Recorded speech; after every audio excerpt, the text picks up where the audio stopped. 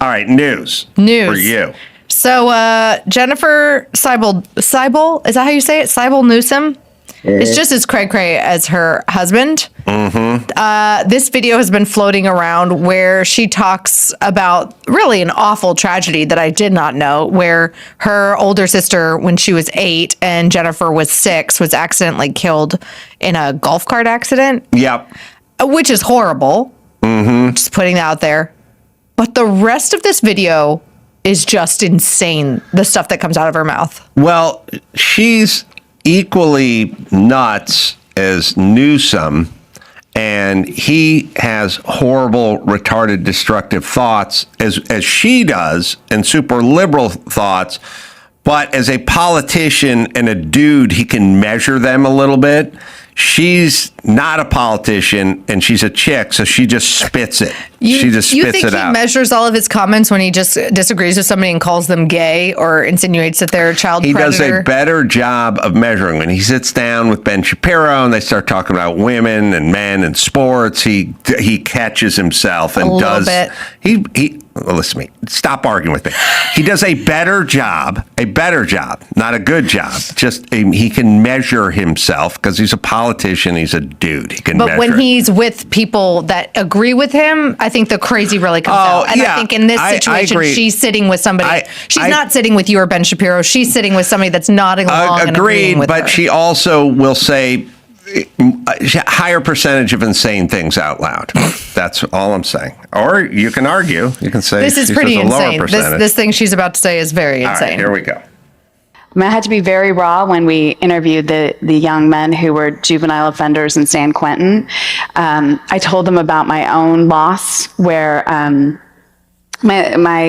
lost my older sister a few days before my 7th birthday, and I blamed myself for her death. And I share By the way, that. Hold on. That is the whitest thing ever, killed by a golf cart. These other guys, they're all in San Quentin, they're all juveniles, so they all lost their sister to a stray bullet with gun activity, gang activity or something. Nobody got run over. That is a white person problem. To me, we should almost tick off how many crazy things are that she says, because it's like, what loss is she talking about? Crimes that they committed? Like, if they murdered somebody, is it really a loss? They do this. Do you know what it is? A lot of Muslims are being discriminated because some people did something. Mm-hmm. Oh, you mean radicals flew commercial airliners into financial centers and killed 3,000 people? Some people, something. That's the first crazy thing that she said. That's what they do. Yep. Okay, here we go. I lost my older sister a few days before my 7th birthday, and I blamed myself for her death. And I share that because that they ultimately were accused of committing these violent crimes and sentenced for life. And I think it shocked them that this, blonde lady who was, interviewing them had a similar story, was perhaps in the wrong place at the wrong time. Insane thing number 3. But insane thing number 3 I went down, and many of these kids had killed a Korean liquor store owner by running him over with a golf cart by mistake. And now they're in San Quentin. And she has a similar story. Right. Everything was a mistake. They're all there. If we're going to circle back to narcissistic behavior as well, like talking about her appearance as she's talking about trying to help these young men in prison. She's a white person with blonde hair. So there's more here. So she's clinically insane. By the way, this is why you don't want any of these people in power, because she would let all of them out. Because they're similar to her. Right. They just made a mistake. She was perhaps in the wrong place at the wrong time, but wasn't punished the way they were, because clearly it was an accident, but theirs was probably an accident too. So anyway, I share that just because I guess, I quite enjoy spending time with people and being real and Why? unmasking. She and unmasked. showing them that it's safe to unmask There's a lot of themselves. makeup for someone who's unmasking. All right, so I would love to just go down the rap sheet of these fucking guys, like stabbed a stranger in the neck on a bus. Yes. Ran over somebody after they were trying to steal their Cadillac. There was an converter. accident. And, yeah, and the only reason they're there is because they're not a wrong. white blonde woman. And well, there's a lot of it's timing. You're just in the wrong place at the wrong time. Remember the city council woman or the Was it up in Seattle? no, this is Chicago. This is the one who was talking it's the ombudsman or whatever who was that? Sorry, Andrew will know, but remember Chicago? That chick was up there, and they're like, well, she was just out enjoying the lake at night. Wrong time, wrong place, wrong time. Yeah, no, she was murdered by an illegal. You fucking idiot. Yeah. Older woman. Sorry. Oh. Older woman. Remember? That was talking about that poor young lady that was murdered. It's like, Yep. it could have been you or me. It was just a little bad timing going on out there. Yeah, she was just murdered, gunned down, By an killed, illegal immigrant. executed in the back by an illegal immigrant, but wrong place, wrong time. And we don't know what happened. I mean, maybe she went out to the pier and startled the young lad. So remember last week when we were showing Jesus Christ. These people are not going to fucking rest until every homicidal maniac is running the streets. Well, and it's very interesting that their narrative has changed from don't blame the victim to blaming the victim. Yes. And last week we played that clip of Amber Rose and Nick Cannon talking about how like she's hardcore conservative now. And ironically, maybe 12 years ago, she did kind of like what was it? It was Slut march. The slut march. I was a grand marshal. I rode in a convertible Miata. And I remember at the time, a lot of conservatives were like, wait, what the heck? We're okay with women like dressing like sluts now. But her point was, it's not, you can't make the short skirt. It was the woman's fault argument. And Yeah. at that time, before she became more conservative, she was saying that was what conservatives did.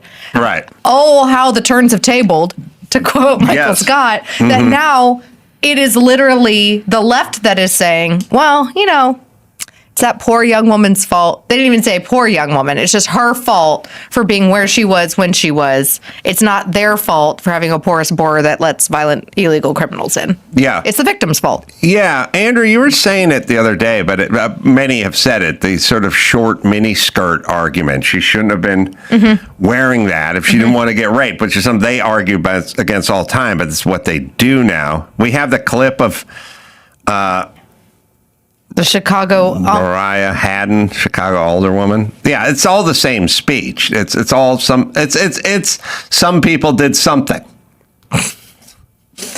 That was Ilhan Omar that said that, right? Mm-hmm. Oh, one of my Some faves. people did something, and now by the way, and now the Muslims are the victim because white guys called him a towel head or something versus being dead.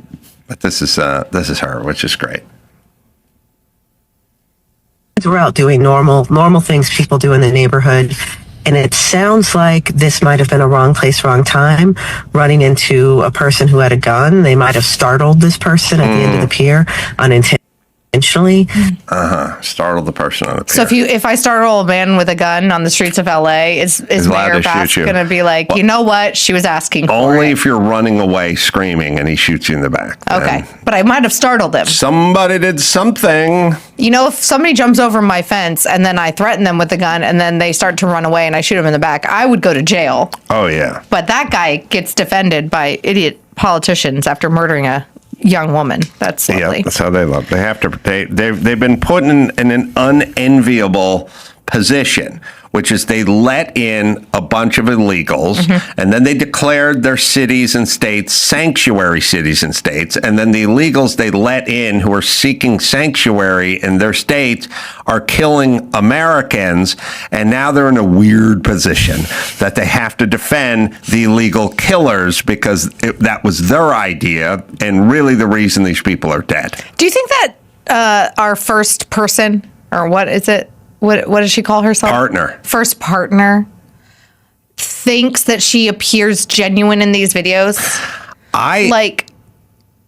It's kind of like when Gavin said that he was coming to LA to work on the homeless problem and he didn't meet a homeless person. Yeah. You know what I mean? It's like they haven't been to the Dream Center. Ivanka frickin' Trump has been to the Dream Center meeting homeless people and handing out food. And they say that they care, but not seeing you do anything that actually shows that you care. The optics are always weird. Like, remember during COVID and Nancy Pelosi was on like Jimmy Fallon's show and she's like, let me show you my 2 walk-in Sub-Zero refrigerators whose combined worth is way more than your family's worth. I like chocolate. I like imported chocolate. I like special chocolate. It's like everyone else is it's sitting. It's easy to stay at home. Everyone else is sitting in their 1-bedroom apartment with no air conditioning, planning on getting divorced and day drinking. And she's giving us Willy Wonka's factory tour. And like someone had to say, bitch, literally, that is more refrigerator than most people's net worth. Yes. And maybe optically with all the insider trading and everything, like maybe that's not, maybe you should go out to the garage. As you sit on Billionaire Row. Behind gates and armed security. Right. Get a little perspective. I don't know why people don't say, you know, you dress to the nines lecturing people on what it's like to lose somebody or whatever. It's just, it's all kind of gross. I think that we are all guilty of listening to the own confirmation bias that we want to hear and living in our own bubble. Left, right, and center. I get it, but we don't have handlers. Like people, consultants, consultants go like... Consultants are just there for the paycheck, though. They don't give a shit about, like... But they should also be like, going to the French Laundry in the middle of a pandemic is just not...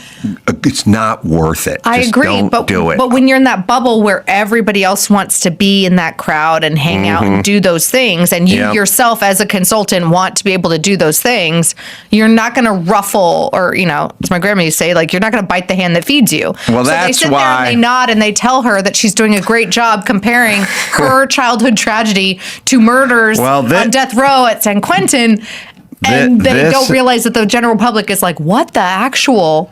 This is why the job title needs to be changed. When I started my morning show, taking over for Howard Stern, we had Jimmy Kimmel as a consultant, but his job was as an insultant.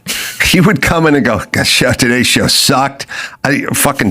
Adam, you talked about vintage car race for 22 minutes. I timed it. That you're boring the shit out of everyone. So really what you need is an insultant. Okay. And that insultant would go, you're not going to come up there dressed like Barbie, wearing 20 grand worth of jewelry, and then tell people about the haves and the have-nots and all that. And Gavin Newsom, you can stay at home and I'll go get you some French Laundry. What's your favorite soup? And I'll bring it back to your mansion. But you're not going to sit in a group in the middle of a terrace with 28 other people with everyone's got a fucking phone and they're going to film you after you've locked everyone in their own house. No.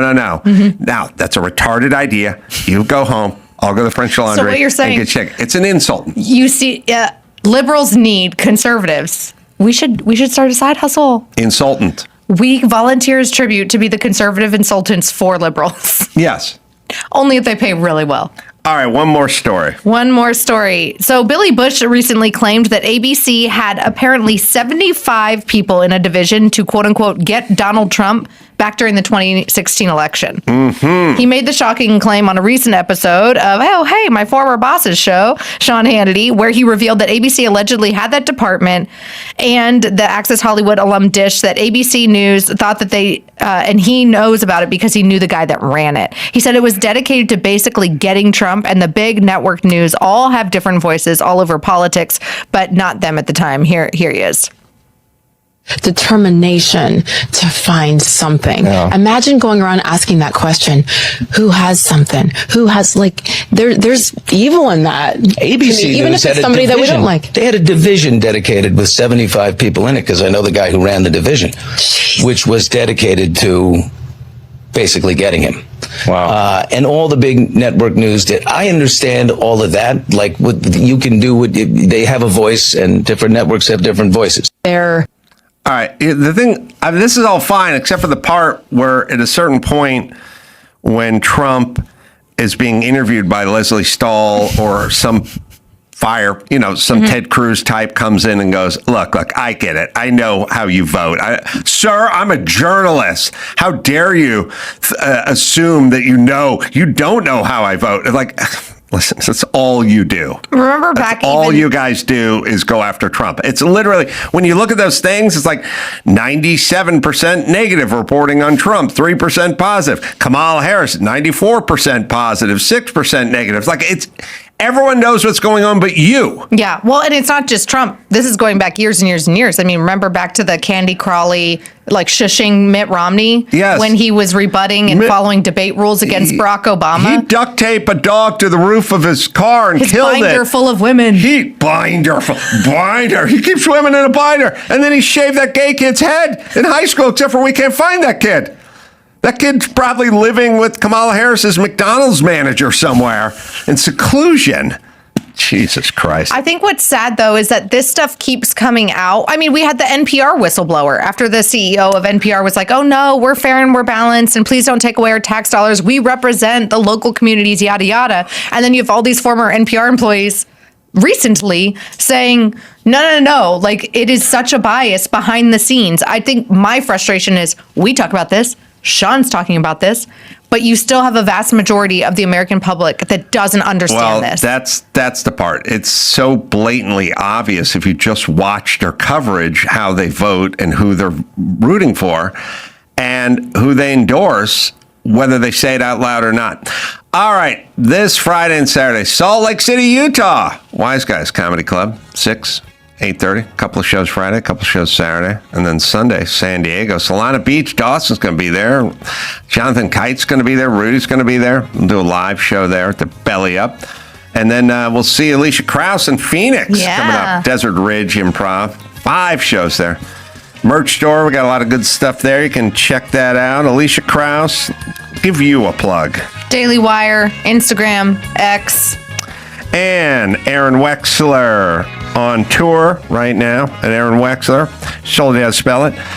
.com. Until next time, it's time for Aaron and Alicia saying mahalo. All right, should we do some news, Mayhem? Yeah, we should get right into it. Kind of dark and sad here. Rob Reiner's troubled son has been charged with fatally stabbing the famed director and his wife Michelle at their Los Angeles homes, authorities say on Monday. Oh, so crazy. Yeah. So crazy. Yeah, real dark. Spinal Tap, one of the best movies ever made. I agree with that.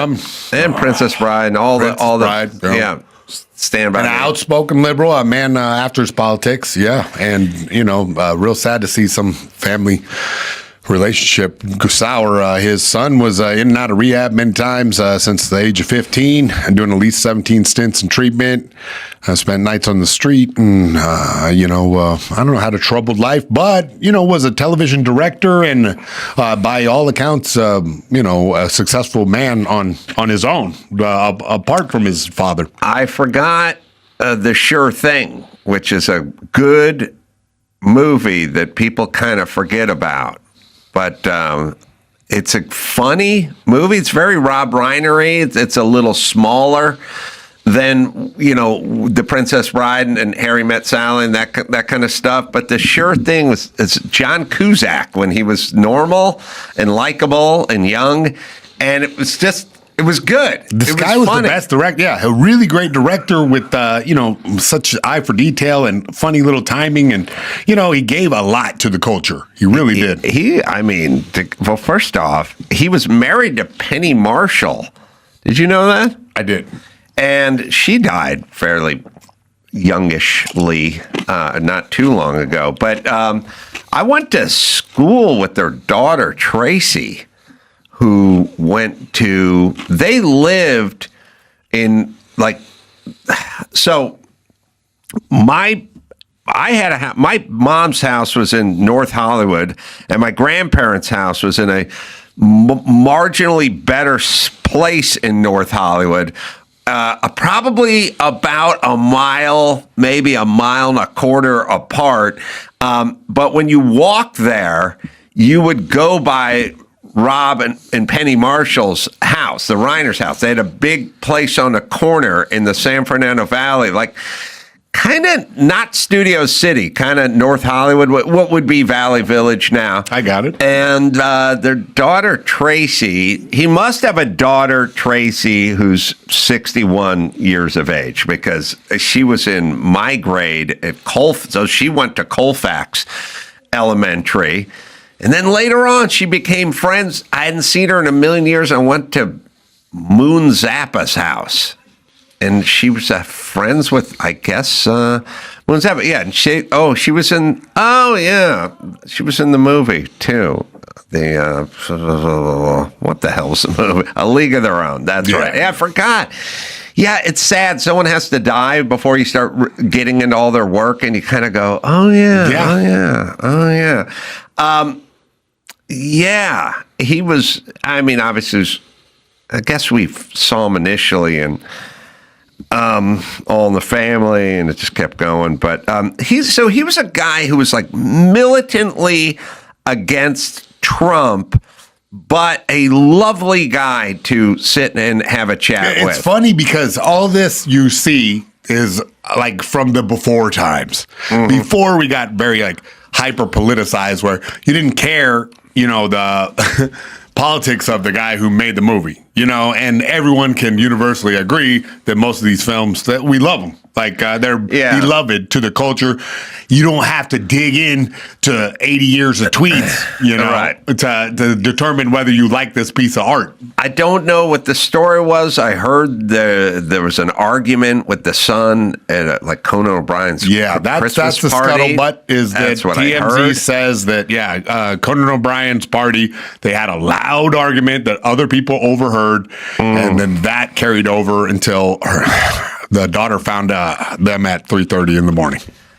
Oh, 3:30 in the morning or 3:30 in the afternoon? Oh, I'm sorry. Yeah. I think the afternoon. Yes, sorry. God, I mean, first off, life is a little unpredictable, I would say. Also, it's got to be weird to know that you're, like people go, okay, so everyone dies, right? All right, so you have a heart attack, or you're in your hospital bed, or you're sitting there at an intersection, a drunk driver just runs the red. But having your son kill you, that's not a good last thought. Yeah. You know what I mean? Yeah, I thought about that. And I always pray that these people were asleep or something. I don't know how. And I don't want to know, but the knowledge. It's one thing. It's been reported that there was an argument before, and I don't know. Yeah, I'm not sure if they're sleep aids. Well, here's what I do, I guess. I just sort of hope that in a world where there are no good outcomes, that the best outcome is somebody was not able to process, like Phil Hartman. Phil Hartman got shot by his wife, right? I think he was sleeping when he got shot by his wife. I don't know, but I think he was sleeping. And getting shot by your wife sucks, but the best way is to go. But at least if you're asleep, it's better than standing in front of her begging her to put the gun down. Nah, but what if you wake up for like a 16-second snooze bar of death? Huh? That'd be a good Like you click a snooze and... I'm saying not Sam Cooke. Marvin Gaye was shot by his dad. Mm-hmm. He was looking at his dad when his dad killed him. Right. On Phil the scale Hartman of pain, didn't know what was going on and maybe never did. You know what I'm saying? You'd hope, yeah. That's the way I'd like it. So I whenever I hear these stories, I just hope for whatever the least brutal scenario happened. But it doesn't look like this. But that's just let me tell crazy. you, I've been stabbed, and you wake up when you get stabbed. Yeah. Well, who stabbed you? Oh, man. Craig Ryan got me pretty good. Yeah. It's a whole thing. Yeah. He stabbed you what kind of knife? Switchblade. Mm-hmm. Yeah. Pretty good. I caught it like Steven Seagal, but still got through. You caught it with your hand. I caught his wrist and gave him a flip over like Steven Seagal. Meanwhile, I didn't know the door was locked. That you'd been stabbed? Oh, no, I knew I'd been stabbed. Oh, you knew you'd been stabbed. He's trying to stab me in the heart, and I blocked it like that, and then it got stuck in my bone for a brief moment. In your forearm? In my upper arm, and then Upper arm. I caught his hand and spin him like Steven Seagal and got away. But then guess what? Door was locked. The door was locked. Yeah. So you couldn't get out? Got 2 in the back before I subdued him. 2 stabs in the back? Correct. From him? Correct. Wow, he was on a mission, man. Yeah. Actor Phil Hartman was asleep in his bed when he was fatally shot by his wife. Bryn Hartman and murder-suicide. Right. But, like, who knew he was asleep? You know what I'm saying? Like, did they have REM? Well, I think a lot of it is where the bullet enters and that kind of stuff and how they do it. But if somebody shot me in the middle of the night, there might be a good chance I'd be asleep. So I think he was. But I just hope the Reiners were asleep somehow. I don't know. Well, I hope he gets to the yard and, I take care of him. What are you talking about? Yeah, Nick Reiner. I mean, look, he's going to go up for this. Like, there's no way to talk your way out of that. I don't think so. So this guy is already in custody and will remain there for the remainder of his years. Yeah. I mean, it's Menendez-esque, if you think about it. It's very bizarre. But Rob was a menschy guy. He was youthful. And he was, energetic, and he's like, this said, like, he'd come on this show. He's been on once or twice probably, and he kind of knew where I was politically, but he still wanted to talk comedy and have a laugh. How it is, man. I feel like comedians can be that way. And all that. So he's going to be missed, and what a crazy... I mean, it just doesn't get any fucking crazier. It's still like affecting us right now. It just happened. It's just, settle in right now. It doesn't even settle in yet. All right, what else you got? No to lighten that mood, except maybe telling you that flying cars are taking off. ALF Aeronautics is turning sci-fi into reality, beginning production on the world's first ever flying car, the ALF Model A Ultralight, which will likely be available to customers by early 2026. I have seen a lot of news on flying cars lately. Now, flying cars go back to like the 40s and the 50s. And the thing about like early models of flying cars, like from the 50s, it looked like a VW Bug with the back of a Cessna tail on it and the 2 wings. And it was like, it's not exactly a flying car. Your era was that. My era was what was called a Moeller Merlin. They said it was just around the corner. Mm-hmm. You can look that up.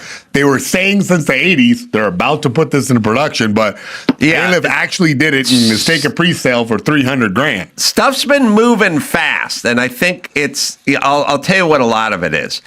I think it's the advent of battery technology. Yes. Batteries are notoriously heavy. I mean, they are bricks, man. Yeah. And so you can't do an electric flying car with an old school battery, but the technology has moved fast. And on all the drone stuff and all the propeller driven stuff. And now there's all these like personal flying crafts, where you get into it. It's not really a car, but it's like you can fly yourself around with all these quad electric motors and everything. And it's pretty cool. Like it's getting there.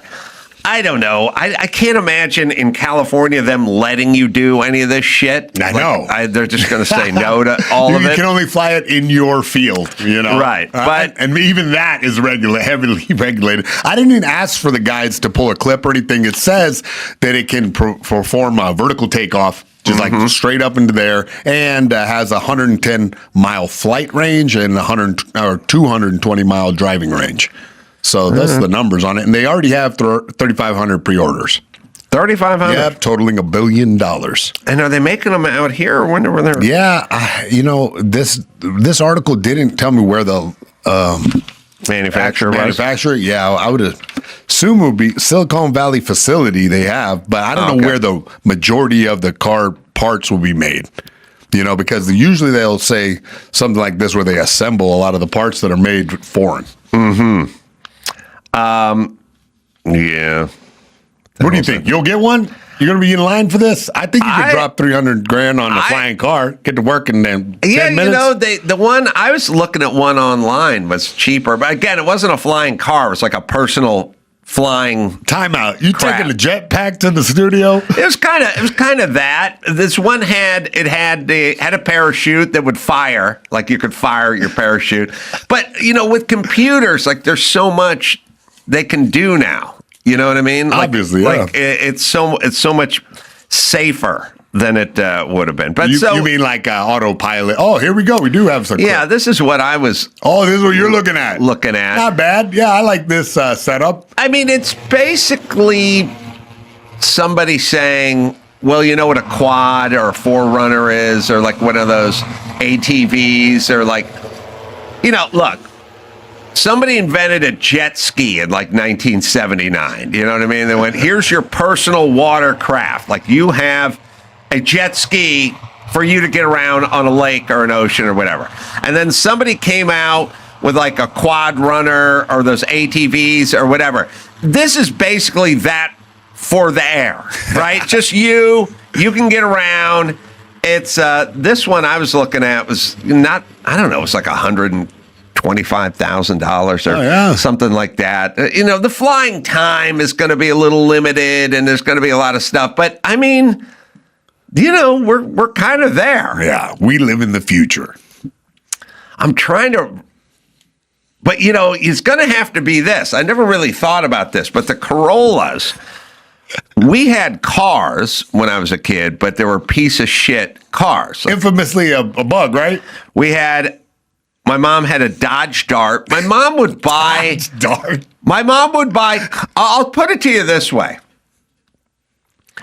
I just left LAX and left my car in the parking lot there for like 4.5 days.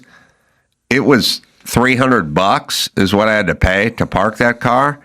That's what my mom paid for the car. Budget. For the car. Yeah, that was her car. Like a Dodge Dart, a VW Squareback was like a station wagon, VW, like that's what my mom did. So the point is in the future, like 50 years from now, there's going to be some Corollas. I mean, I don't mean Corollas, but some version of us.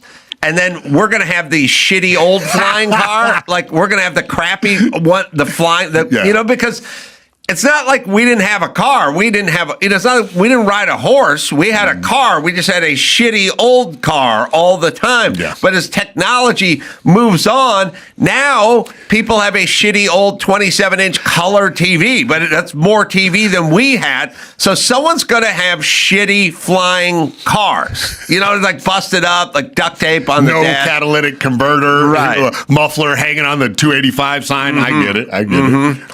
Drone cars will have to return to home tech, which will make parking at the airport obsolete. Oh, so you just ship yourself over there to LAX and then get out. Tell and the then car it to go goes home. Oh, yeah, that makes sense. Yeah. Yeah.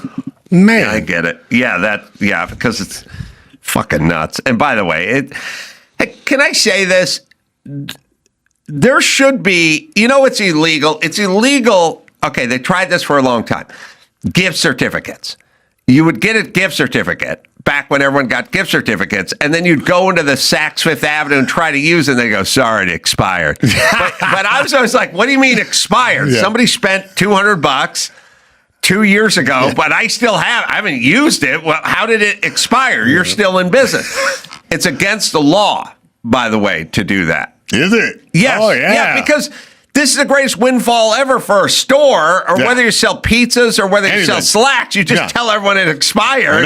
We don't honor that anymore. And then you go, okay. And you never buy yourself a gift card. Your boss bought it for you or something. There's some percentage of people that never use gift cards at all. I'm one of those too. I'll forget about it. If you go into any executive or celebrity, if you go to Kimmel's office right now and open the thin drawer at the top, you'll see at least 17 grand worth of gift cards and shit on there. I wanted to do this. What about this? Every single executive, like in the industry or talent or in music or whatever, you'd walk by their office, you see the platinum records, they're leaning against the wall. They're all on the floor. Yeah. They're all on the floor, and there's a desk filled with gift certificates that they'll never fucking use. And it could be for, TGI Fridays, and it could be a go-karting place. It's just, I just want to start a business where I just went to every single office in Hollywood and just went, Celebrity clean out. I'll take all the platinum albums off of the floor, and I'll take all here, and I'll donate it.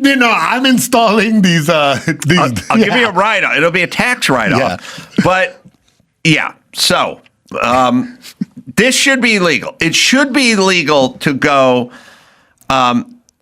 just like it should. It is illegal to not honor a gift card. Yeah. But they don't tell you no matter how long, how many years it is. Because if I bust a Chili's card from 1986, if the company is still around, somebody figured out, I think in California, they made a law where they just went, you cannot tell people your shit's expired when the store's still open. Yeah. That's a consumer you cannot hold right. me back from a baby back ribs. So somebody should do this with parking, because this shit happens to me all the time. You pull into Burbank, you leave at 8 a.m. on a Friday, and you come back Saturday at 9:30 in the morning. You're like, well, that's 2 days. Yeah. And you're like, no, that's 25 and a half hours, bro. And they're like, yeah, but we charge you for two. It's like, why? Okay, we're charging by the hour. We're charging by the day. Since when does getting 90 minutes into the next day, why is that 2 days? Why is that 2 days? And why is it legally 2 days? And then I would say if it's under 12 hours, it's not into the second fucking day. I've had my motorcycle towed. I had it towed on like a Friday night at midnight. I went there Saturday morning to go pick it up. 2 days. I'm like, 2 days? It's been 7 hours. Man. 2 days. Friday we got it on Friday. Today's Saturday. They fuck your shit up with that. It should be legal. You're delving into a whole nother area of poor tax. Of like when you live in a crappy neighborhood, it's $6.75. Oh, yeah, maybe. But then you lose that, and guess what? It's Tuesday. Ha! Street sweeping. $300 ticket. Kablam! I haven't got a parking ticket since I've been rich. I know. When I was poor. I've had 3 motorcycles towed. 3. You barely have to park your car, all right? You just like walk out and some dude in a nice vest runs up and gets in there. Hello, Mr. Carolla. Yeah, exactly. Yeah, the street sweeper, the get up, it's devastating. I mean, what I want to yell at everyone in like the LA City Council, like they go, you guys never stop talking about poor people and brown people and working people and stuff. Stop fucking them up with all the parking shit and all the regulation. Keep them poor. Keep them poor. That's what they're doing. And the $6 an hour gas. Yes. These guys are driving fucking pickup trucks. It's the meanest thing to do. I recently ran into it. I sponsored a young fighter. I had him use the truck, right? Thousands of dollars in parking tickets came to my house. Thousands, because he's living in the hood and he's parking. I figure anytime he saw a fire hydrant, he parked in front of it. Yeah. It's just there's nowhere to park in those areas. So guess what? This kid is just kept below the poverty line. No matter what, even if he works an 8-hour, at a dumb job. It's brutal. Yeah, it is brutal. So when mean you're to poor. the kids. So mean to the people. I think I was telling this to Dr. Drew, but when I was doing earthquake rehab in Koreatown, off of Wilshire and whatever, Western. Yeah. Okay, but I like that area. It's great tofu. Okay, but let me say this. They had all the apartments we were working on were from the 20s and the 30s. No subterranean parking. No parking. They would just build these big units. 5 stories, a whole bunch of units, no parking because people didn't really have cars, and it wasn't an ordinance. Now, if you want to build a condo, they go, okay, we need 2 parking spaces for every 1,000 square feet or whatever the hell it is, for every bedroom or whatever that thing is. This wasn't that. There was no, we're rebuilding this place. We're doing earthquake rehab. We pull in, we had to park on the street and way down the street. But remember, street cleaner would be like Tuesday between 10 and noon or whatever it is. So first off, the street cleaner didn't come half the time. Yeah. But the meter maid came every time and handed all the fucking tickets out. So we'd be on a job site with about 25 dudes rehabbing, doing earthquake rehab, and the call would go out. Oh, man. Oh, street sweeper day. Tuesday, 3 o'clock. Everyone have to come downstairs, off the roof, whatever, and go walk out, go find their trucks, and go move. And I couldn't find any place to park. Well, the street cleaner went down, and I saw the wet tracks going down the street. And it was like no parking between, by the way, the big window between 10 and noon. Like, get your shit together, pick a time. But 10 and noon, and the street cleaner didn't come half time. But this time it did, and I saw the wet tracks going down the street. It was 11:30 in the morning, and I pulled back on to the side. Hack the system. And the meter maid came in, so he started writing me a ticket. I said, you got to be kidding me, man. We're trying to work on this building here. No parking between 10 and noon. And I said, read the rest of the sign. For the street sweeper who just passed, and that's why there's fresh, wet tracks down, so I can pull in because he's passed. And he's like, no. Got you on a technicality. Nothing between. You cannot park between noon or between 10 a.m. and 2. Boom, got you with the rules. And I said, for the street sweeper who has passed. It's the only time I got all. Was it a long reach on this meter maid, or did you have the jab on him? I think I had the jab. Yeah. I thought that's why. It's the only time I ever did this. I went, "What's your name?" Because I want to talk. I want to talk to your fucking supervisor. Because we're here working, and you're basically harassing us. We're doing a job for the city. We're doing an earthquake rehab job for the city, and you're riding us. And right in front of Japan, LA, there'll be a sweet little ladies buying plushie dolls. Okay. Mm-hmm. 4 o'clock bus lane. There's a meter maid out there with the ticket book, putting a ticket, and there's a guy snatching the car immediately. I kind of like them for their cold-hearted technicality. That's such a bitch. Ace man, get it on. Adam from Delaware here. Just had a quick question.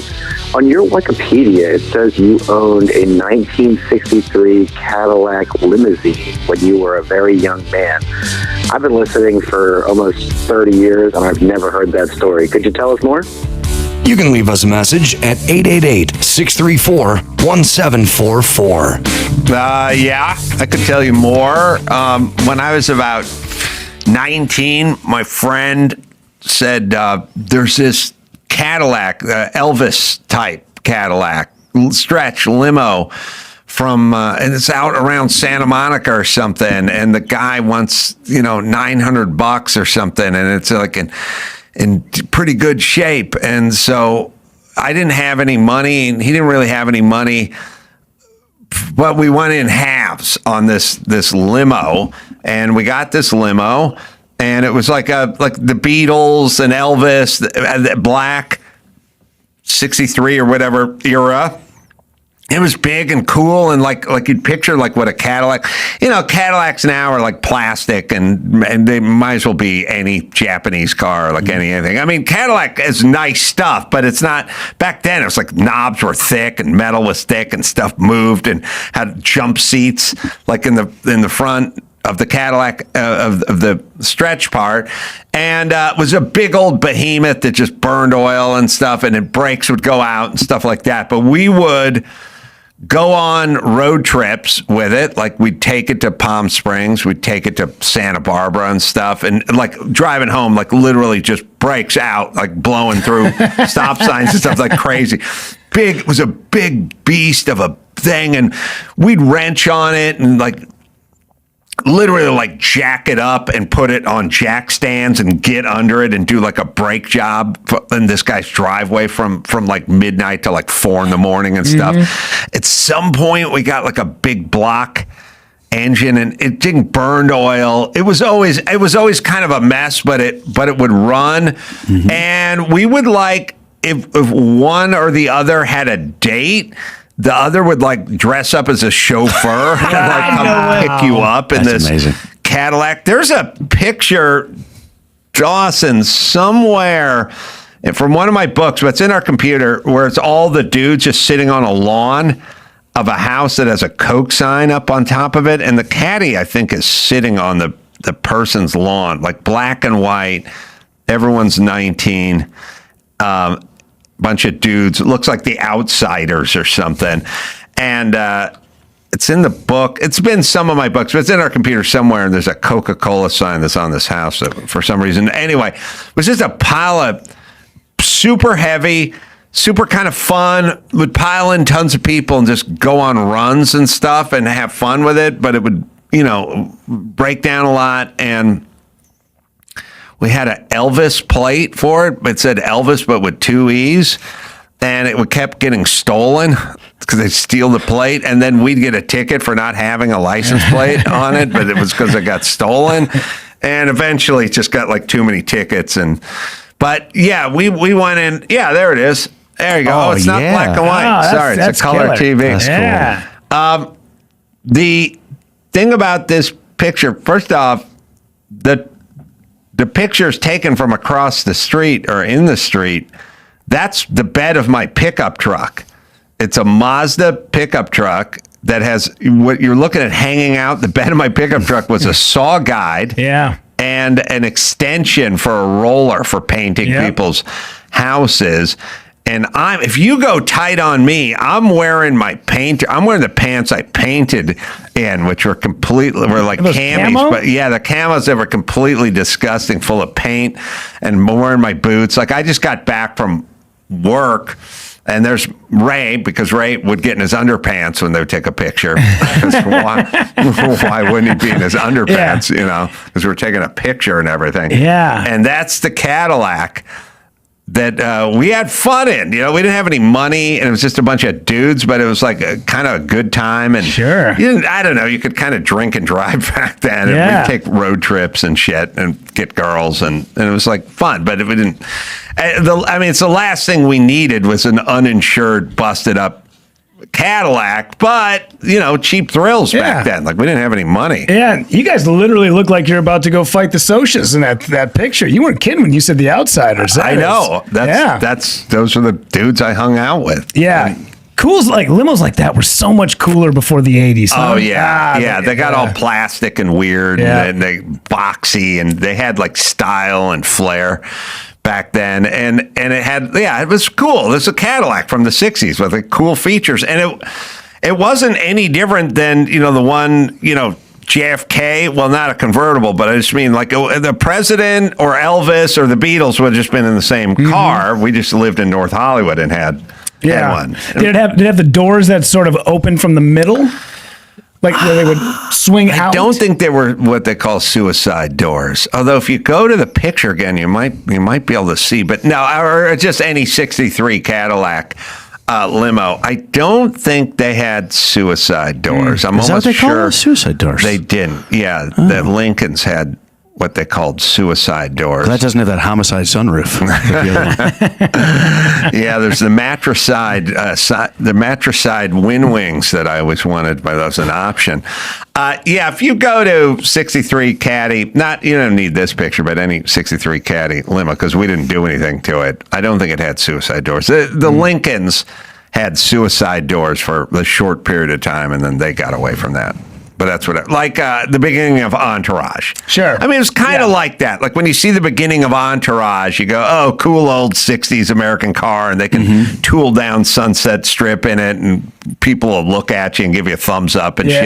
It's cool. And like at some point, we had a pervert neighbor who moved out, and he left a bunch of dildos and butt plugs and stuff. And then the manager of our apartment building put him in a trash bag and dropped them off at our apartment because it's like, you guys sound like you could use this, and there was like a 2-foot dildo that ended up mounting to the hood of the Cadillac. He saw that picture. He was like, you guys could use these. Yeah.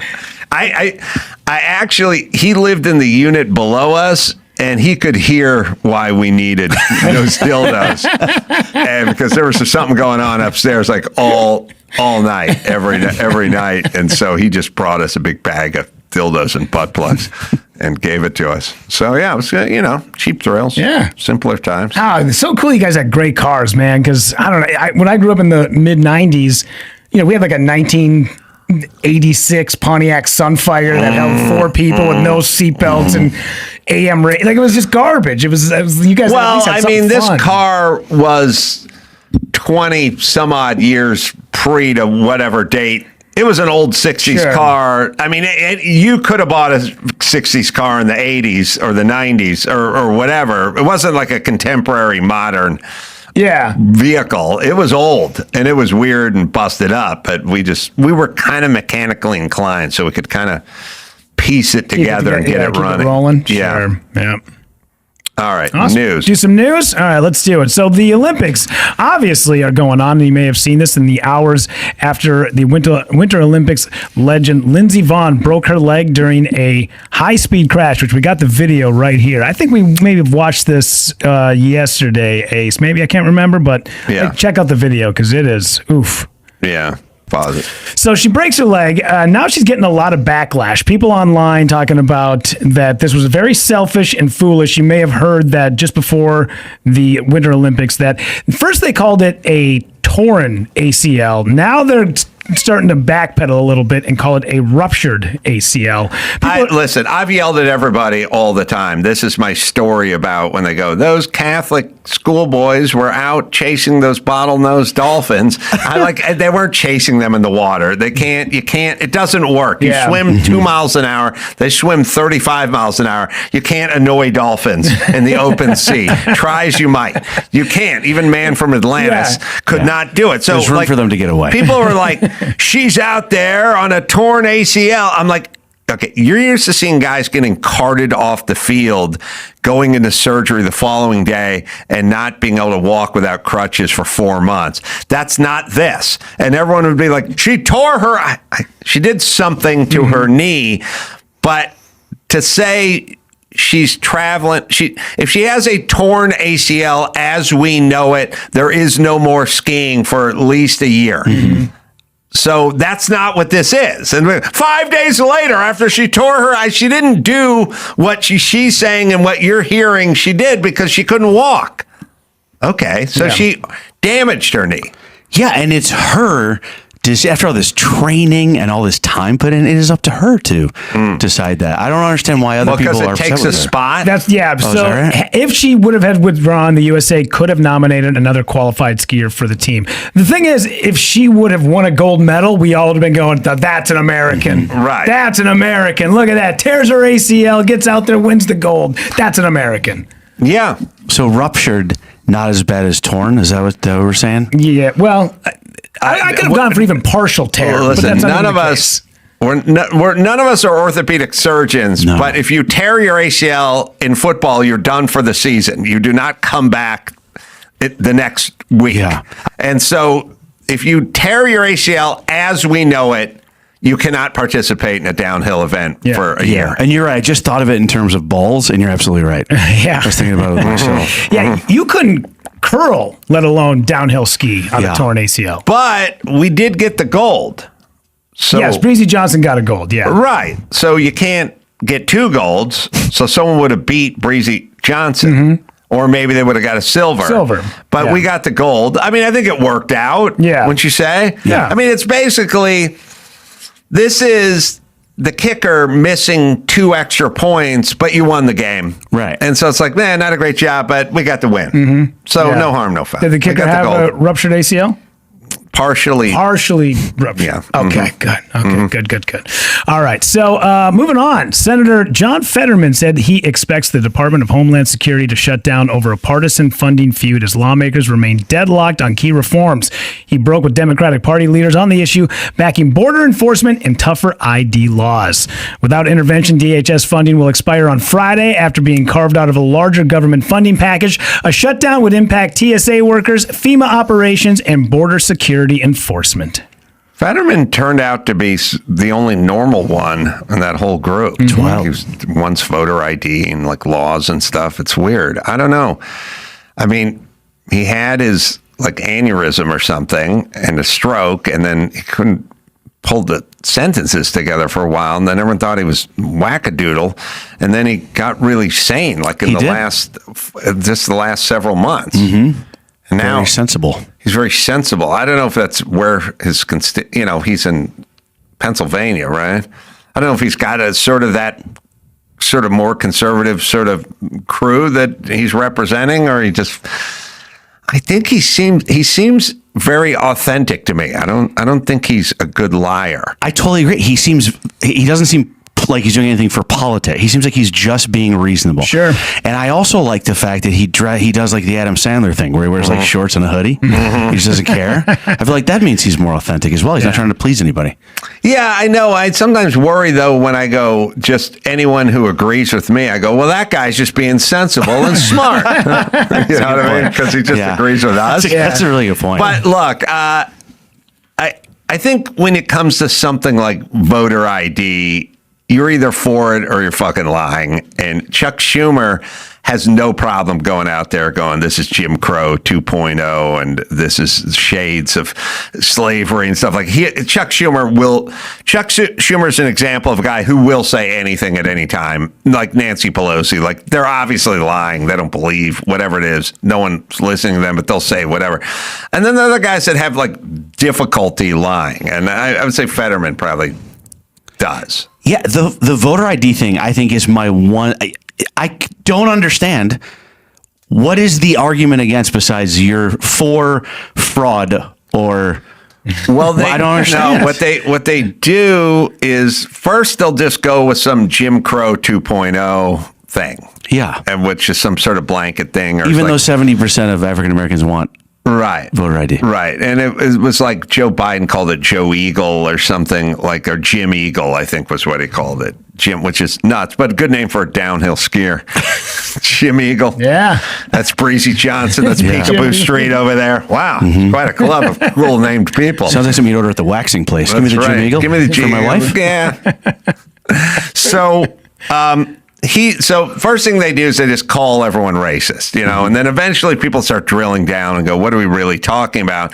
And then at some point when they realize that the whole just sort of black thing isn't really polling well because 70% want it or black want it and so on and so forth, they start going another direction, which is, what about women who took the married name of their husband, but their driver's license has their maiden name on it, and now they're prevented from voting? They start getting into these deep cuts of these machinations of shit that, by the way, it's never really happened. I don't think. There's never a specific example. It's always all these theoretical. No, what it is it is possible that somebody decided to get married on election day and also pick up their ID on election day, but they registered to vote 2 days earlier than that, and the last name is different, in which case I'm sure they could figure it out, but that's what they're saying now. They're done with black people because America's basically went like tough shit. But also what I've said is, if you don't have an ID, I don't want you voting, not because you don't have an ID, but because you don't participate in our society. Yeah. You're just going to vote yourself free shit. You're not paying taxes. You're not doing anything. Right. You don't have an ID, you're not part of modern society. I don't know why we need your vote. Your vote's going to cancel out my vote. I create jobs and pay taxes. You do nothing. But I don't even believe, like, I'll put it to you this way. When you drive through LA and you see the freeway sign that says click it or ticket, people are either already wearing their seatbelt or not wearing their seatbelt intentionally. There is zero, they plug it in behind their back. Yeah, it's not, plug it in, right. No. There's zero. So out of 200 million eyeballs, 0 people go, oh, shit. Yeah, thanks. Thanks for the heads up. All right. Because the dashboard's going off, right? Okay. So I say 0. I don't think 2% of people are reminded to, because, you pull out of the driveway, you get down the street. By the time you get onto the freeway, your dash is already telling you, So nobody's reminded. 0%. Okay, so then here's the bigger question then. As it pertains to voter ID, what percentage of people want an ID and can't get it? There are people who have an ID and people who intentionally do not want an ID because they're selling shit on the street or not paying taxes or doing whatever bootleg bullshit they're doing. But I would argue there are 0% people who in earnest would like an ID and can't figure it out. Like literally just go, I'm 61 and I would like an ID.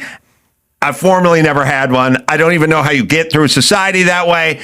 And I don't have a fucking family member who will go like, I'll drive you to the bank and we can go to the DMV and we'll get you set up with it. Like, who wants an ID that doesn't have an ID? That's literally my question 2026. Who, you tell me, Chuck Schumer, who wants an ID and doesn't have one? I will grant you that some people don't have an ID.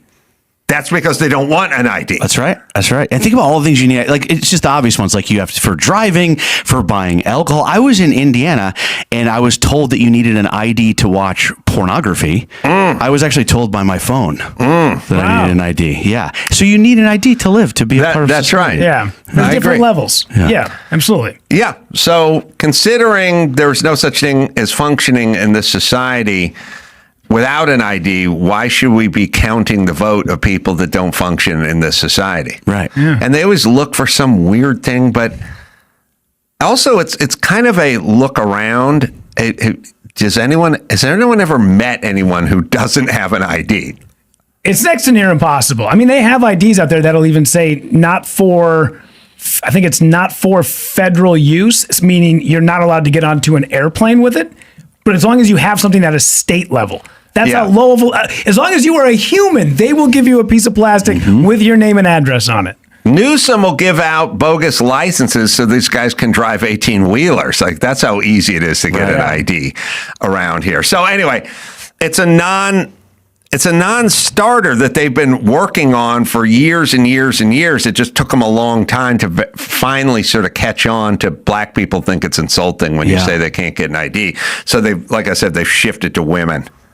Yeah. Is the porn watching like an endorsement on the ID, like a firearm or a motorcycle certificate? You have to take a class on how to watch, and then they put on the back of your ID like can watch pornography. That's a good in question. Indiana? I don't know. Yeah. I don't know. I think they just you gotta, or they want to take a picture of your face, and then you're like, maybe no porn tonight. Yeah. I don't need my face. out there. There's a cop at your door and knocking on it. Hey man, we saw you watching porn with no license. I'm worried about that. There's a camera when people watch porn on your laptop. There's a camera looking at you. So maybe I'm over. Yeah. But I'm being too careful. But I take a little piece of black tape. Do you do this? And I put it right over my dick, just because.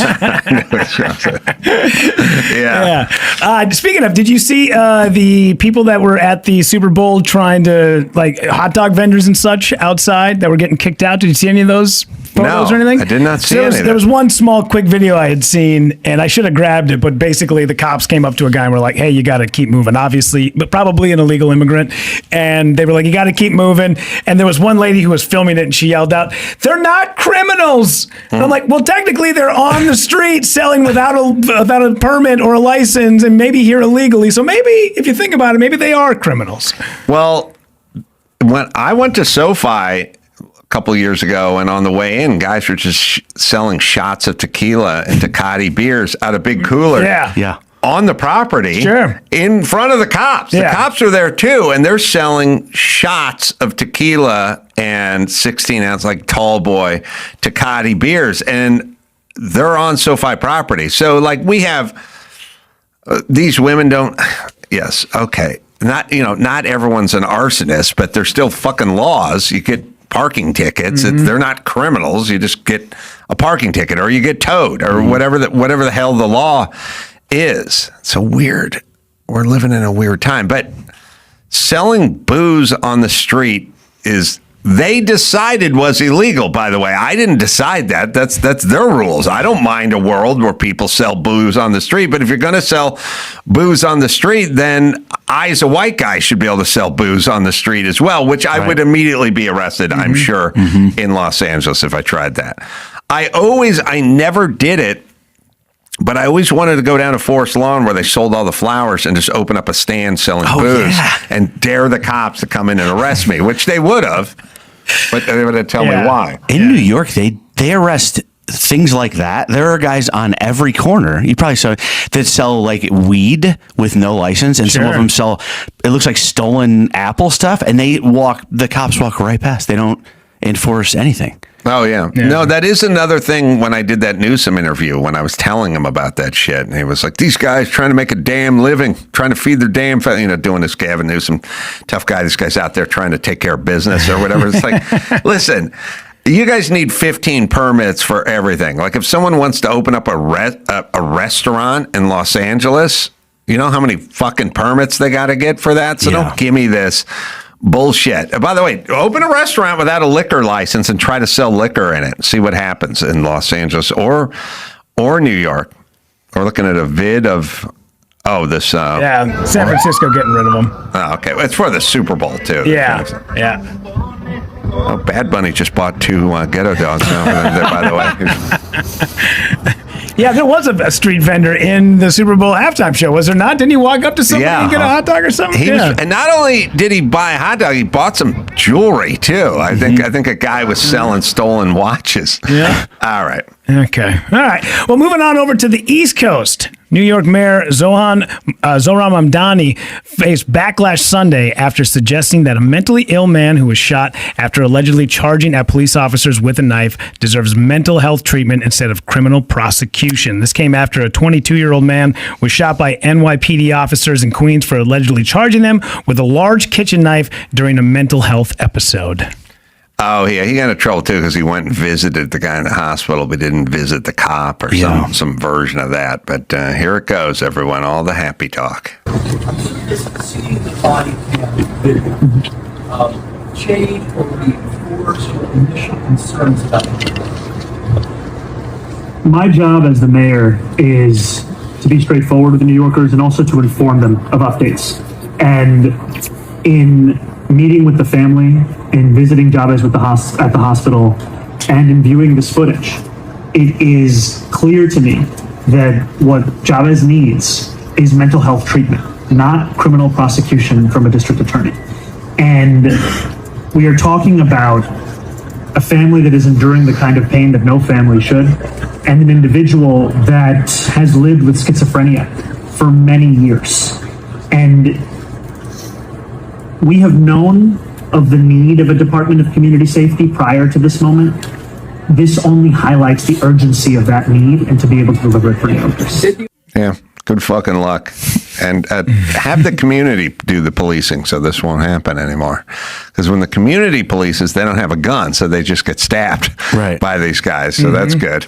Yeah, it never worked. Whatever their ideas are, let me explain something. It's been a while. It's my pumpkin shitter theory. All right. You've not heard it, Jamie. I have not. The theory goes that if you have a society where you can take Halloween candy and put it in a plastic pumpkin and leave it on the porch and put a sign that says, limit yourself to 1 piece of candy, please, we're out of town. And you have a society where kids go up, take 1 piece of candy and leave.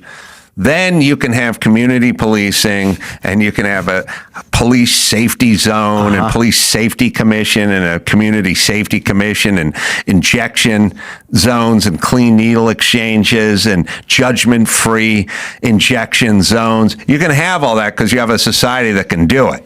But we don't have that society. We have a society of what I call pumpkin shitters, that they go in and the very first kid just takes that pumpkin and turns it upside down and takes all the candy for themselves. And then the second person comes in and the kid sees there is no candy inside of the pumpkin, and they take a shit inside of the true story. Yeah. They take a shit inside of the plastic pumpkin. Look it up, hand it down. And the third kid shows up and sees the shit in the pumpkin, and he throws it through the bay window. And that's the society that we have. That society needs a cop standing on the fucking porch.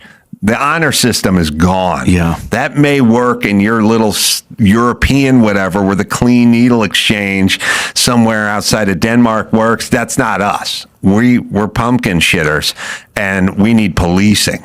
Yeah. And he believes that we can pull. This is what just happened to San Francisco. Like, what if we just had judgment-free zones where people would get clean syringes so they could inject with it? 10 minutes later, every fucking business has moved out of town. There's shit on the sidewalk and a bunch of people that have been zombified in the middle of the fucking park, right? Yep. That's what it is. Their plan is community policing. What happens is the murder rate goes up because there's not cops everywhere. So the second they do one of their pie in the sky ideas, it always turns to shit.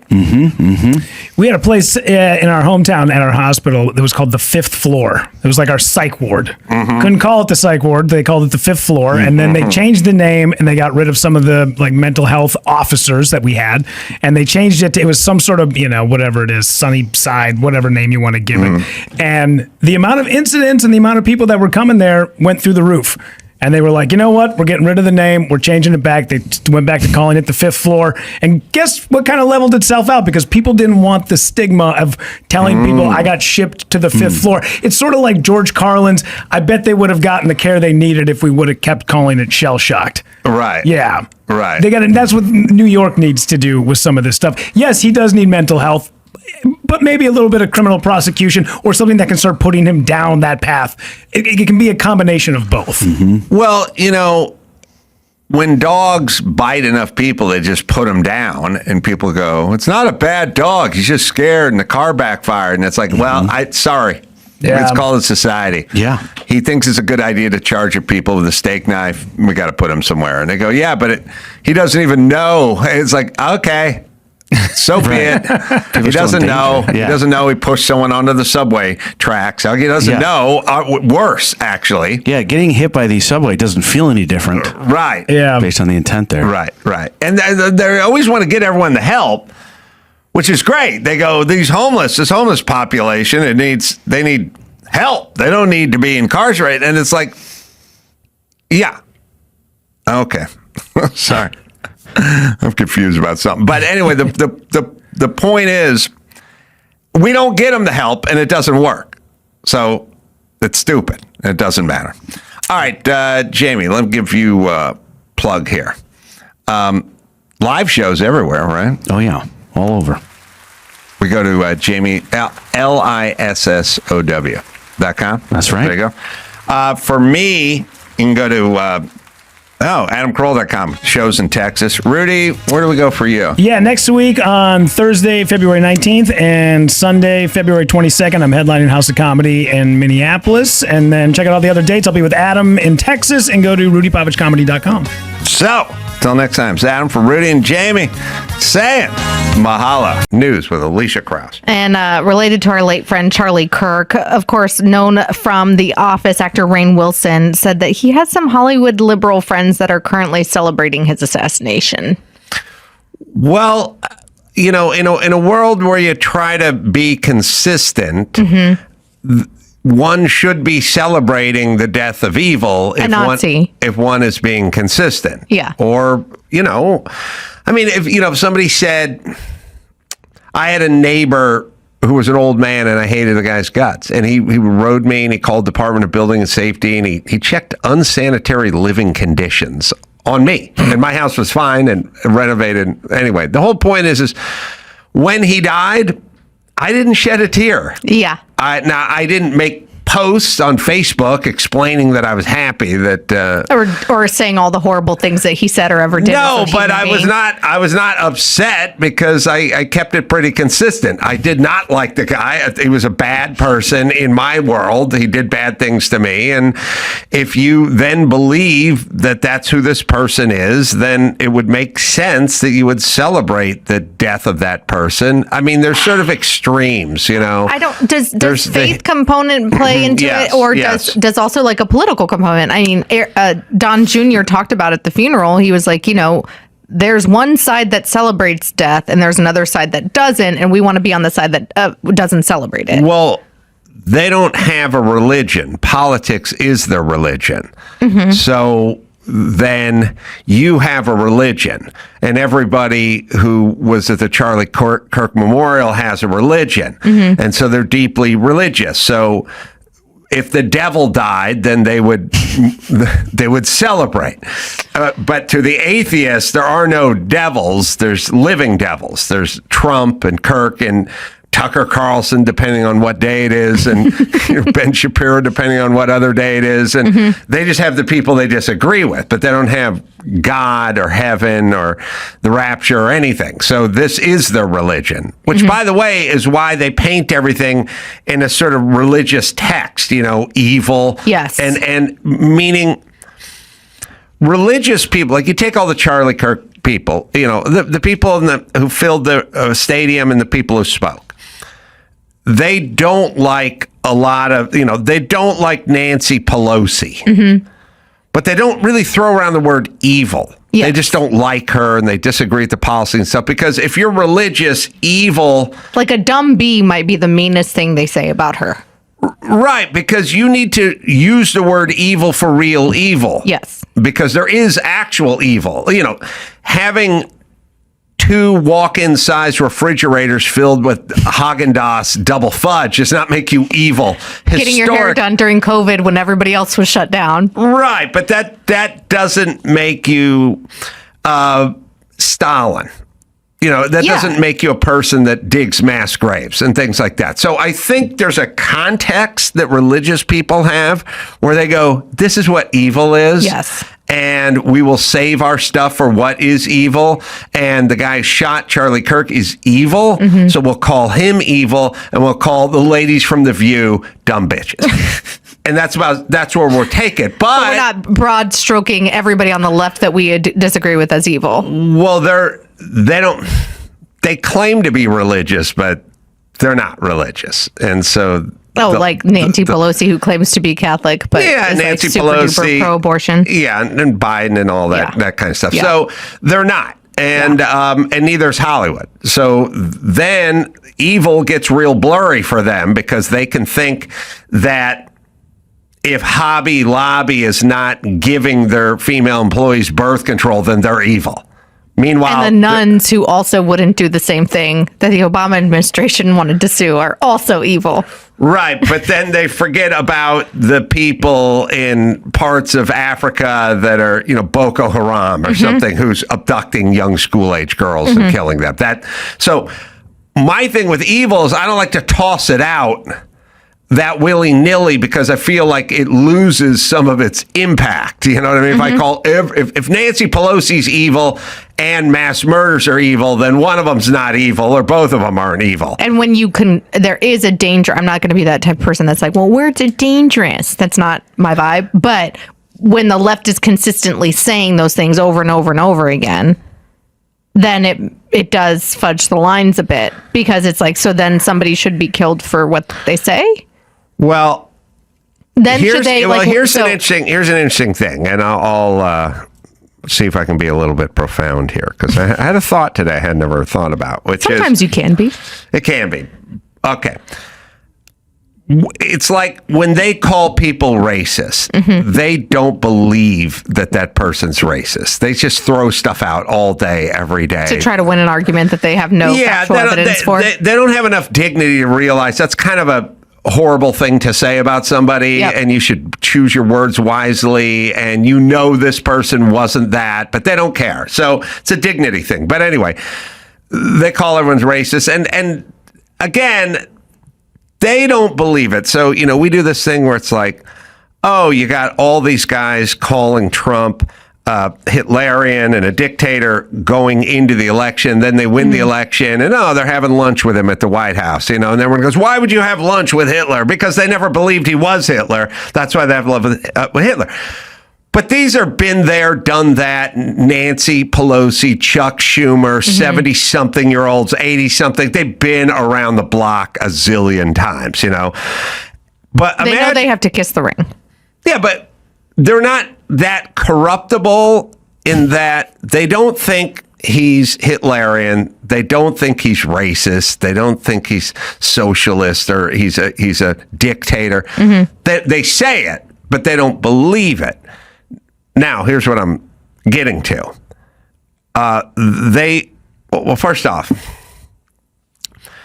if Chuck Schumer or Nancy Pelosi actually thought Trump was Hitlerian or Hitler, then they should get themselves a briefcase bomb and go visit him in the Oval Office. That's what a patriot would do if you thought that's what it was. They don't think it. Or actually unseat him in a constitutional manner, maybe create a military coup. There's lots of options. Yeah, but they haven't even pursued that. They did the whole impeachment so what thing, I'm saying is it'd be Project Valkyrie or whatever that Tom Cruise movie was. The whole point is they don't believe it, is what I'm saying. They don't believe it.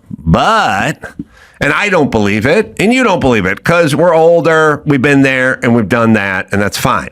But what if I just grew up staring at screens and playing, first shooter video games and on all these dark corners of the web since I was 9, and now I'm 21? Well, then I might believe it.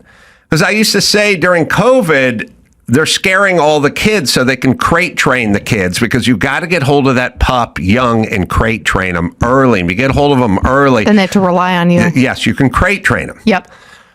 And you go, hey, into the crate. And they just go running for the crate. You can't do it to old Adam Carolla. His brain, the cement on the sidewalk of Adam Carolla's brain dried a long time ago, and you can't put your initials in it, bitch. There's a tree with roots growing up under. Popped it up. Old woman fell, broke her hip last weekend. City still never got to it. It's been 4 years. Gum is just pressed into the...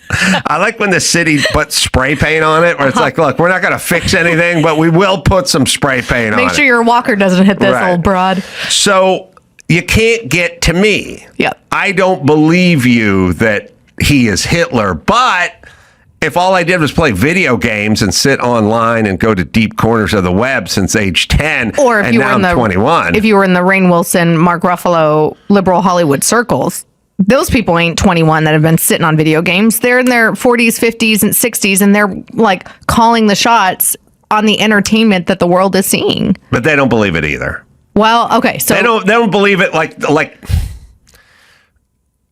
do you know moderately rich people live on the hillside of Malibu, but super rich Hollywood people all live along the coast, on the water in Malibu.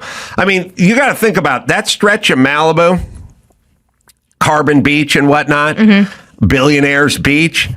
You walk up and down Pacific Coast Highway, people always go, oh, that's Leonardo DiCaprio's place. Like I literally... a showbiz friend of mine lived next door to Leonardo DiCaprio's. Everything is, that's Barbara Streisand. All the wokest, all the most environmentalists, they're all vying to pay an extra $20 million to get 60 feet closer to the ocean. And although they never stop talking about sea rising. So do they believe it? No, they do not. Yep. They do not believe it. And they don't believe Hitler either, but that doesn't mean you can't get dumb 15-year-olds to believe. That doesn't mean you can't get Greta Thunberg to believe it. Oh, God. All right, so we'll listen to the clip. Who is this? Mark So this Ruffalo? is Mark Ruffalo's podcast, and Rainn Wilson was on the podcast over the weekend, and this is what he had to say. With his ideas, shooting someone that we disagree with, even if they're vociferous and loud and out there, is so colossally wrong-headed. I spoke to a couple of, let's say, some liberal friends last night at an event, and they were like, You won't find me shedding any tears. And someone else was like, oh, well, there was a little bit of a kind of a good riddance thing. And it's like, guys, no. Yeah, I know. No. I know. We cannot think or talk that way. Not at all. That is not It's okay. so dangerous, man. I mean, my first thought was, also we had another school shooting. Yeah. Which totally got buried in the headlines. Got buried in the headlines. Of course it would, though. And listen, I'm someone who my brother was murdered. I lost my brother through gun violence, and so this is a real personal topic for me. There's no winning. We'll never win this way. There's no idea that if we cheer on our opponents being hurt or harmed in any way, that we win as a society. And we all lose. Like I know what his family is going through. Like I understand that on such a personal level. And it's a tragedy that not only the person who is killed experiences, but the entire family and community All right, around hold on that a second. person. I don't think Mark Ruffalo needs a podcast. This is not a guy who needs a podcast. Like, But even though I agree with you Man. that he doesn't need a podcast, and I disagree with him 99.999% of the time, like his stances on Israel is just utter bullshit. I appreciate him saying this. Well, but we're it's getting so crazy that this has to be said. The bar is so goddamn low now that a guy just speaking sense and being halfway like we're not human. okay with murder. You're not okay with murder. Oh, you're not okay with murder, and then we're cheering him well, on. Now something how we can crazy agree is on. that, right? Yeah. Anyway, not everyone needs a podcast. Mark doesn't need a podcast. There's a lot of celebrities that have podcasts, though. Like, there's a lot. Yeah. A lot. They don't all need one. There are people who can talk and people who can think, and Sometimes it's not the same. If your podcast, if you took an hour-long podcast of his and got rid of the air and the filler and the stuff that didn't need to be said, it could be 9 minutes. So talk radio thing, when I was a producer, sometimes when you had a fill-in host, they would always request like a ton of guests and a ton of callers. Right. And the reason they request a ton of guests and a ton of callers is because they don't feel confident in their ability to fill 3 hours of radio. Well, which is actually 2 hours of radio once you take out the commercials and the break, all that stuff. I talk through the commercials, so for me, it's a full 3 hours, babe. It's a skill, and it's an invisible skill, and people don't get it, and it's reps, and it's everything else, and it's no different than playing the piano or riding a unicycle or archery or something. Like, you've got to practice. Like, I love how you have just to do named it. a couple of things that you can do. Archery, piano. Unicycle. No, I named things specifically that I can't do, but I can ride a unicycle. But no one would hand somebody a unicycle and go, off you go. Yep. You'd go, I never rode. Come on, hop on. Do it. Anybody can do it. You'd go, no, the guy's got to do it for a little while, or piano or archery. Yep. It's a gift. Well, no. I'm But it's saying the also work, opposite. too. I'm saying it's not a gift. I think it's both. Well, look. I think it's totally both. I think that, so I used to work for Hannity, and I used to produce his radio show, and Sean is unique in that he has the ability to do cable TV and a 3-hour radio show. And his original love was radio. You're unique in that you can do stand-up comedy and podcasting. There are people that are kick-ass stand-up comics, but they couldn't do a podcast every day. I thank you. And I'm not really pushing back against both. I'm saying the reps part of it will make you proficient at it, but you don't get to Sean Hannity household name level without the gift and the reps, back to archery. I could sit and hire an instructor who came to your home every day for an hour, and you could be okay, but you wouldn't be gifted like someone might be gifted, or a race car driver. Yeah, I'm not going to be an Olympic archer. Yeah, you could get around the track at a good pace on the car, but you wouldn't necessarily have that instinct, So yeah, reps are important, and we've all been on people's radio shows that just had reps, and they didn't have any ability, but the reps were enough to kind of keep the plate spinning. All right, anyway, Mark Ruffalo doesn't need a podcast. Here we go. What's our next story? Our next story is kind of along the same lines of the importance of free speech. Angelina Jolie said that she doesn't recognize the United States while advocating for free speech at a film, the San Sebastian International Film Festival. I was just there. I saw them setting up for that. I would say this. Here's one of the few times I could agree with Angelina Jolie. Yep. If she would walk through the San Fernando Valley, walk through Sunland, walk through Pacoima, walk through Canoga Park, look at all the signs in Spanish, listen to all the radio shows, see all the garbage and graffiti everywhere, and see everyone selling the dogs on the street and go, I don't recognize this country, I would go, you're right, bitch. I don't either. It looks more like Tijuana to me. But she would never say that. She would just talk about systemic oppression or totalitarian, whatever, but never impacts them. I think she likes the international vibe. She says, quote, I have to say that I love my country and I don't at this time recognize my country. She told this to people at a press conference, specifically per the Hollywood Reporter on Sunday. I've always lived internationally. My family's international. Of course, I'm sure she's referring to her children who are adopted from, 4 different countries? I'm guessing. My life, my worldview is equal and united. Anything, anywhere that divides or limits personal expressions and freedoms for anyone, I think is very dangerous. I think these are such serious times that we have to be careful not to say things so casually. And she said that she was going to be careful about what she said at the press conference, which is really sad. And then she said, but these are very, very heavy times. She doesn't need a podcast either. I agree. I'll decide. I would like to just... You want a list? Should we? That'd be a fun game. I want to issue badges like New York City used to do with taxis or liquor permits like this out here. celebrity deserves a podcast. This celebrity does not. Tell Let's play me that why game next time I'm here. I, the poobah, the grand poobah of podcasters, you convince me why you deserve a podcast, and I will either issue you a badge or not. I think I just want to toss out names, and then you can be like, yay or nay. You know what, though? I'm going to be a little more even-handed. Some people do it well. Some people who are actors and stuff, they obviously like have the relationships. They can get you can get certain celebrities in here. That's interesting conversation that the American audience likes to see, like the behind the curtain, and they do it well. But then others like do not do it well, and they're trying to copycat, and it just doesn't work. I got one for you. Yeah. I can't remember her name, but it's the woman who made the vagina candles. Should she have a podcast? Gwyneth Paltrow. God, no. I'd have to smell the candle and sleep on it. Right. Physically on. When I say on it, I mean on the candle. We know. I think I was trying. I hope I was being clear. I got it. A lot of people think I'm thinking about it when I say sleep on it. I mean actually on that candle. But not with it. She's very interesting.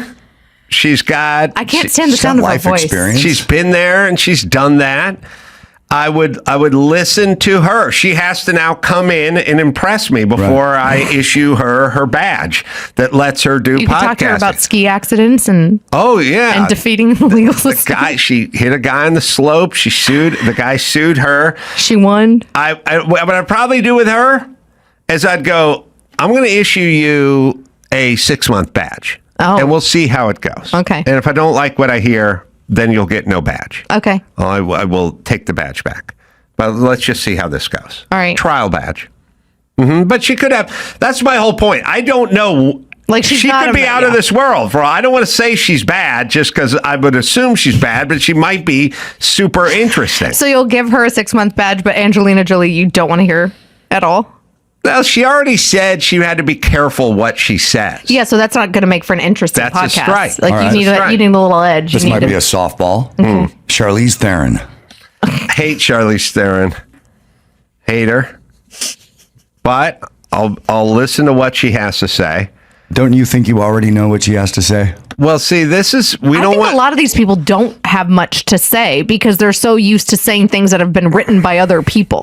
Charlize Theron, I don't know if you guys are with her, Theron. I don't know if you're there. I file them under the Ilhan Omar heading in that people who live here who hate this country bother me. But people who come here from shitty countries and thrive here who shit on this country bother me to a next level. I get that. Right? Yeah. And the people especially the people who have experienced all the fruits of this country while like Mom Donnie. Yes, while escaping someplace. Now, the worse your country was and the more you have here, the more I hate you. And she came from South Africa and she got here. Trevor Noah does this too. He comes here from South Africa and then he talks about what a racist piece of shit this country is. It drives me nuts. I don't want to get into that simple game of why don't you just go back? But I do think that just go fucking back. If your heart's in the Sudan or whatever the fuck it is, then just go enjoy your paradise that you fled from with your guys chasing you with machetes. But okay, she came here. She's a billionaire, has a life of Riley, adopts whomever she wants to adopt, and then goes on tirades explaining to us why there's certain places she won't bring her black kids because of this racist country we're living in, except for she never says the places. And also, she's never like Mobile, Alabama. Well, and her kid statistically is going to get shot by a black kid, not by a white supremacist. If they are in an unsafe neighborhood that BLM has told us shouldn't be policed. Right. So and joins a gang. So, there's Ilhan Omar's at the top because her country was horrible and she's a millionaire now and all she does is shit on this country. But there is plenty of room for anybody. Again, should Ilhan Omar have a podcast? No, she shouldn't. Well, first of all, she's not a great speaker. I'd rather her spend her time on a podcast than her spend time like passing horrible legislation and radicalizing the Democratic Party just anymore. On CNN. Okay. Homegrown sort of.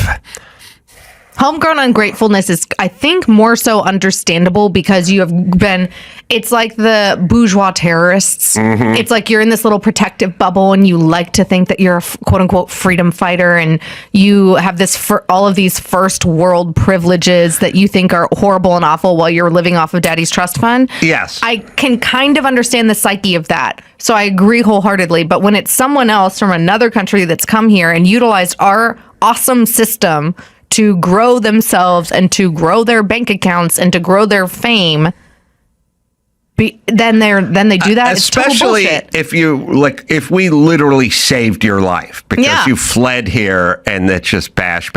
Those are the worst for me. Yep. That's why I hate the worst. All right. What's the next one? All right. Apparently misogyny knows no gender. Alex Wagner and Senator Joe Manchin discussed Kamala Harris's new book.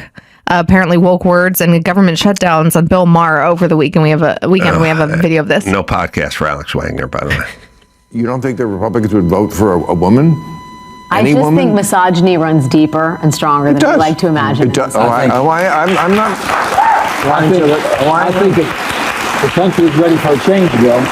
And if it has a good woman and a good strong woman, I think every time I had to negotiate a bill and I had female senators, I thought a better bill.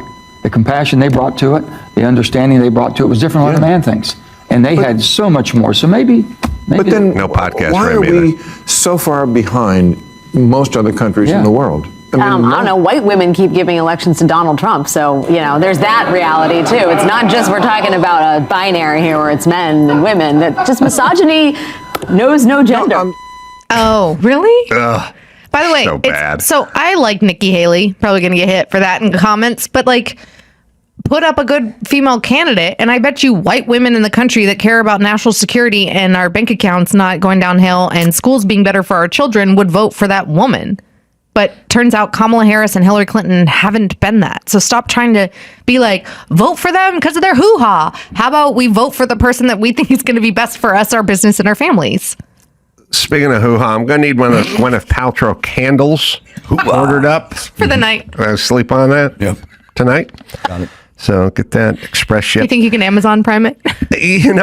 I was thinking I spent the day and then the evening with Dave Rubin and Sage Steele. And in our world, in the projection world of the Democrats, like gay man, black woman of color. Unless you're conservative. But But I realized as I met them and we hung out and then went out with their Sage's husband that night and everybody, and I took them out to dinner. I just thought, I never thought about their sexual proclivities or the color of their skin once the entire time, because I would just know Sage is Sage. Yep. And Dave is Dave. I don't, it makes no never mind. I mean, I know it sounds convenient. Guys like me are the guys they claim think about it the most and would never vote for. Yeah, like you and Trump and the Bible Belt people. And blah, blah, blah. I have zero interest. Dave Rubin, the second he starts giving me ideas, then he ceases to be a gay man and he's just a guy with ideas, you know? And I don't know a person, first off, said this a million times, if this is their game, and it is their game, Gavin Newsom is 6'2" and he's white. I'm 6'2" and I'm white. We're approximately the same age. We're both heterosexuals. And we're both born and bred in California. And I think he's a sociopathic, imbecile, dangerous nut job. I would never want him coming near the White House. He's dangerous to me because his ideas are so corrupt, but he doesn't even have his own ideas. He's a sociopathic fucking buffoon. And I would much rather have the blackest man I know, Larry Elder, as the governor of California. Why? Because his ideas are better. And I don't know. By the way, his ideas are better, not just for you, the 6'2" white man from Brentwood, Los Angeles, California, but his ideas are better, we think, and we have the proof to back it up, for every single American, including the minority ones. Right. So it's so condescending and slimy and just kind of gross to constantly go, we couldn't. Hillary Clinton is a horribly flawed person, and Kamala Harris is wildly flawed. And they're both bad people with bad ideas. I would never and really want them bad to charge communicators, anything. too. They're both really bad at getting their message across. Yes. On the other hand, maybe women aren't misogynistic. We just have really good BS monitors. I would take Hillary Clinton over Joe Biden. I mean, it'd be close, but I'd take Hillary Clinton over Joe Biden. Especially after we saw how horrible he was. But I would take Sage Steele over Mitt Romney. All right, so just knock it off. It's 2025. Mitt Romney, also a 6'2" white guy. Actually, I don't know if he's that tall. I think he's over 6 feet, though. He may be. Yeah. All right, we got one more? We do have one more. All right. Okay, Jasmine Crockett. Up there with Ilhan Omar and AOC of ladies that we do not want to have a podcast. Yeah, well, to be fair to Jasmine, she just lies. I mean, Ilhan believes it, but I think Jasmine just lies. She doesn't care. Whose podcast I don't know. It's Jonathan Van Ness. He's one of the Queer Eye for the Straight guys. Oh, okay. Yep. How do you not know this? So he's one of the Queer Eye for the Straight guys. Do you know the premise of the show? He's got Kenny G's hair, but maybe his hair is actually kind of fabulous. Maybe the G stands for gay. Well, he is very gay. Well, then that's Kenny G. All right. Sometimes he cross dresses. Okay. He wears the heels and the dresses. People's and stuff. hair bother me a lot, but all right. So, wait, does my hair bother you today? No. I am. What, like, you don't like men with long hair? Well, it's like almost that guy can't really decide. I don't like I don't like people with lots of hair and lots of trouble hair. Trouble hair? Trouble hair. Okay. Yeah. I was sitting in a lobby of a fancy hotel over the weekend, and a family came in, and the three daughters, probably aged 9 to 13, all just had massive cornrow, just piles of hair. And I just thought, that's a full-time job for all three of you. Like, you're spending an inordinate amount of time dealing with this hair. And, there's 24 hours in the day. I mean, there's only a certain amount, there's a finite amount of time you can spend on things. But God gave them that hair. God, I don't think, gave Jonathan Van Ness this hair. He's working on this hair. So I think he's spending an inordinate amount of time on his hair to make it look didn't this give way. anyone 3-foot long braids. No, that's true. But they genetically have different hair, and using the cornrows is the way that they do their hair. That's fine. I'm saying they spend an inordinate amount of time on their hair, and I think it's a waste of time. Do you know how much time white women spend on their hair? Other than this one right here? Because I don't fix it ever. You couldn't spend more time than what these guys were spending on their hair, because that's a lot. Anyway, you disagree. Here we go. Although you don't know what I'm talking about, but anyway. What ends up having people become criminally impacted really informs so much of what I do legislatively, right? So when people are like, oh, you know, crime is terrible. And yes, it is, right? Like, because when somebody goes out and commits a crime, they don't typically, you know, say, well, I'm a D or I'm a R or I'm an I. It's not like literally like, it's about, well, how do you fix it? How do you make community safer? And I do think that I'm in a unique situation because I was having the conversations with people that were going out and committing crimes. And so I understood what was kind of pushing them there. And so I do want people to know that just because someone has committed a crime, it doesn't make them a criminal. That is completely different. Being a criminal. All right, you can pause it here. Yep. Dawson's been around long enough to hear me. I've been yelling about this for a decade now. It's not the nut job, crackpot, stupid politician in your studio who's at fault. It's the head nodders.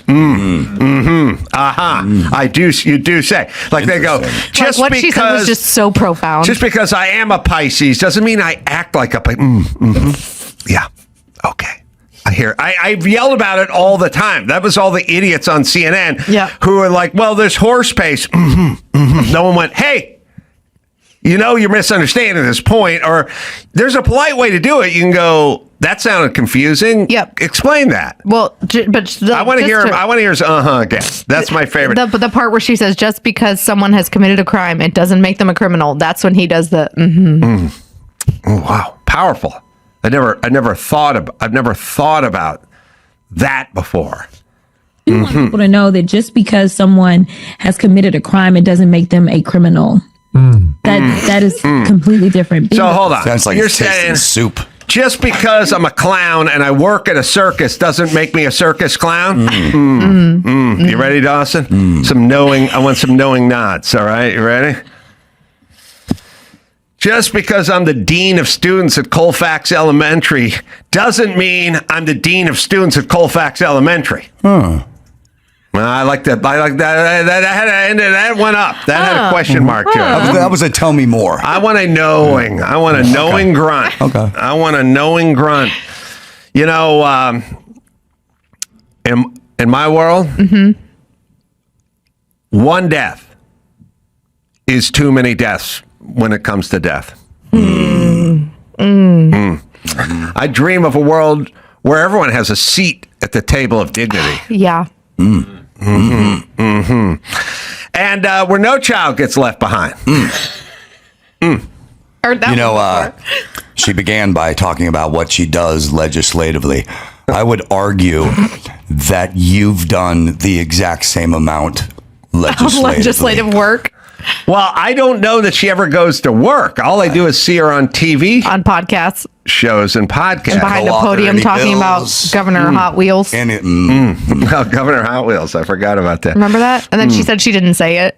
And then there was video of her saying it. I will it's like own up to it. I will say this. We are living in a world now where videotape of you doing or saying something doesn't mean that much. Oh my God. My husband and I were talking about this last night, like with conspiracy theories, because of just AI and editing and all the talking heads. And it's like, who can be trusted and who can't? It's real life Manchurian Candidate meets, I don't know, 1984 meets a lot of factors when you could make up something that you and I said and it could go viral. And then once the truth comes out, it's like the New York Times corrections that come out like a week later. And like a bajillion people see the first one, but then only 50,000 people see the second. It's kind of scary. Well, the scary part is most of the sort of hoaxes or fake news or whatever we had to deal with all throughout COVID and before that, a lot of Russiagate stuff and that kind of stuff. It's all on video. They're self-imposed confusion about fine people on both sides or whatever, there's injecting bleach or something, you can watch the video on your phone. Yeah. But they're still moving forward with it. And then my favorite one is when someone is clearly joking, says somebody, or like you take, like Trump was at the memorial service about hating his enemies, and he like was doing it for the laugh. No, but NPR and CNN run with, despite forgiveness from a mostly Christian audience, Donald Trump says he hates his enemies. Well, the ones I like, yes, I like that one. I like Dictator Day One. Yes. Because in the same video, he goes, then I'm going back and I'm just going to do it to drill and get energy independent. It's the most interpretable thing on the planet.